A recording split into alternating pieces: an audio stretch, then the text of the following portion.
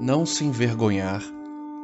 Do livro Vinha de Luz, psicografia de Chico Xavier, ditado pelo Espírito Emmanuel. Porque qualquer que de mim e das minhas palavras se envergonhar, dele se envergonhará o Filho do Homem.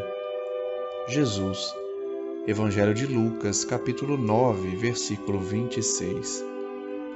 Emmanuel comenta essa passagem dizendo: muitos aprendizes existem satisfeitos consigo mesmos, tão somente em razão de algumas afirmativas quixotescas. Congregam-se em grandes discussões, atrabiliários e irascíveis, tentando convencer gregos e troianos relativamente à fé religiosa. E quando interpelados sobre a fúria em que se comprazem, na imposição dos pontos de vista que lhes são próprios, costumam redarguir que é imprescindível não nos envergonharmos do Mestre nem de seus ensinamentos perante a multidão. Todavia, por vezes, a preocupação de preservar o cristianismo não passa de posição meramente verbal.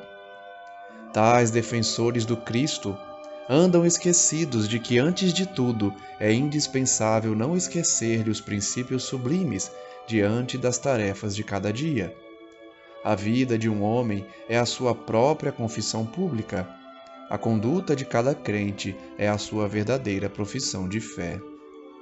Muito infantis o trovão da voz e a mímica verbalista, filhos da vaidade individual, junto de ouvintes incompreensivos e complacentes, com pleno esquecimento dos necessários testemunhos com o Mestre, na oficina de trabalho comum e no lar purificador.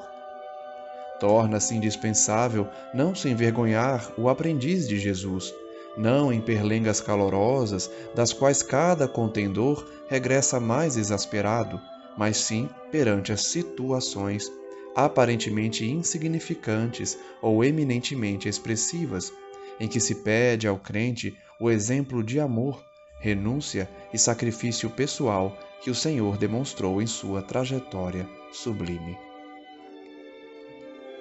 Aprendemos com Emmanuel na página de hoje que a passagem evangélica que nos fala de não nos envergonharmos do Cristo não significa que devemos nos dedicar a contendas inúteis, a discussões e brigas sob o pretexto de estarmos defendendo Jesus.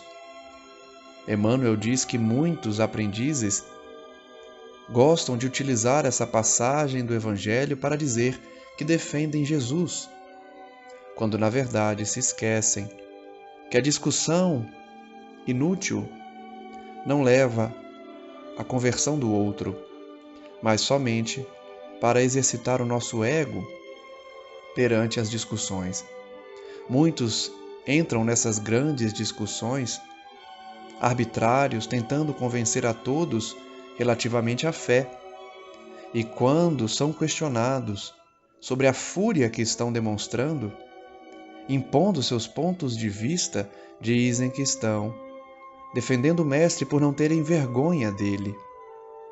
Porém, Emmanuel alerta: a preocupação de preservar o cristianismo para esses indivíduos muitas vezes não passa de uma posição meramente verbal.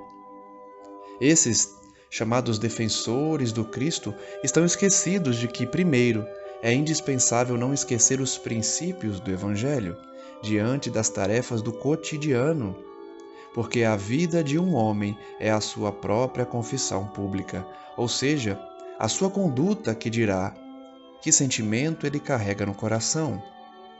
A conduta de cada um é a verdadeira profissão de fé.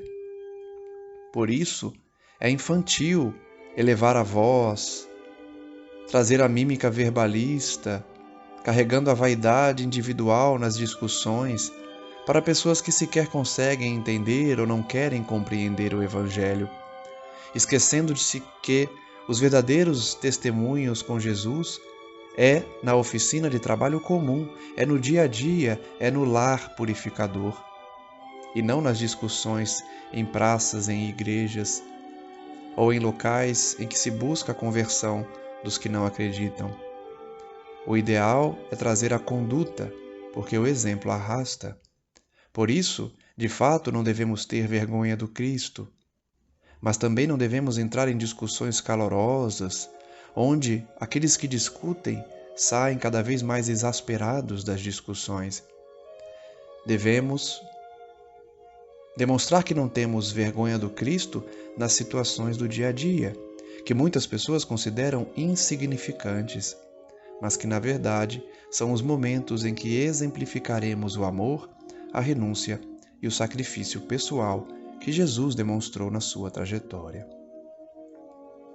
Agradecemos ao Mestre, agradecemos a Emmanuel e a tantos guias e mentores que nos trazem essas lições, para que possamos de fato praticar o Evangelho no cotidiano, deixando as discussões de lado e dando o exemplo. É dessa forma que convenceremos aqueles que ainda não enxergam em Jesus o verdadeiro modelo e guia da humanidade. De nada adianta entrar em discussões calorosas quando a nossa conduta não demonstra a atitude cristã.